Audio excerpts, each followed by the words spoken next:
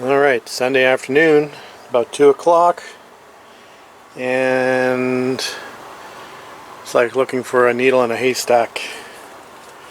We're looking for a little tiny starter solenoid, and we got, how many bins do we got in here? 2, 4, 6, 7, 8, 9, 10, 11, 12, and you can't see back in there.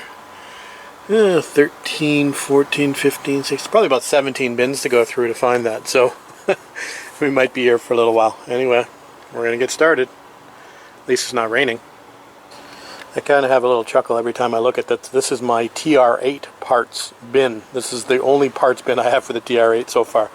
So I've got a set of windshield wipers, a fuel filter, a throttle cable, and some plates for the handles. Door handles. That's it. So that's pretty easy for the TR8. Don't have to look much through those. Alright guys, we dug through the parts bin and we managed to find two of the older solenoids that we have. One is from the 59 and one is from my 60 parts car. They're both identical.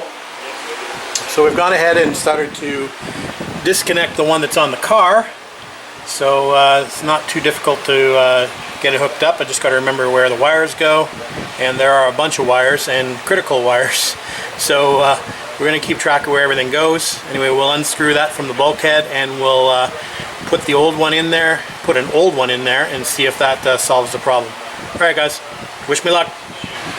Alright guys, the new solenoid, or the new used solenoid, is installed. I'm just about to try it, so this could be good or this could be bad. So if this works, it's going to save me spending a couple $100 on a new starter. So should we give it a shot? Here we go. Cross your fingers. No go.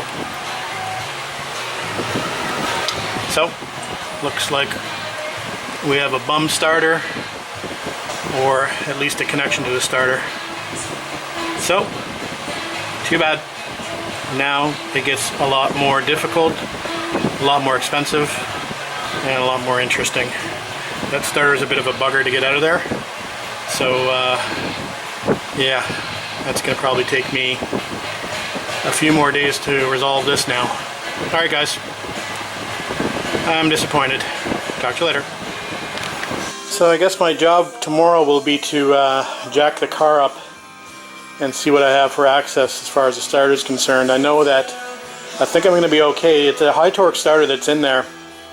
I think it was if it was the original starter, I probably have to get the carbs to get the starter out off from the top of the car.